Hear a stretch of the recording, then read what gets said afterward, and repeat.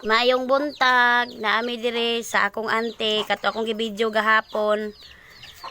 Nga, iyang tiil, gagmay na kayo nga dili siya kalakaw, maglingkod rin tawag wheelchair.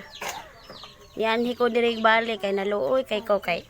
Ang ila yung tawong pagkaon, bisol, ilang pamahaw. Pero nasalay gamayng luto, gibahin-bahin po niya sa iyang mga anak. Kami, ug naapod may, mahatagan po namo sila. Saon man kay otro man po ming pobre.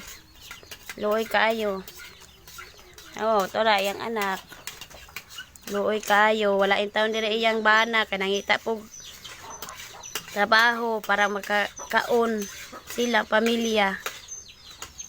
Wala in taon na o dara yang tiil.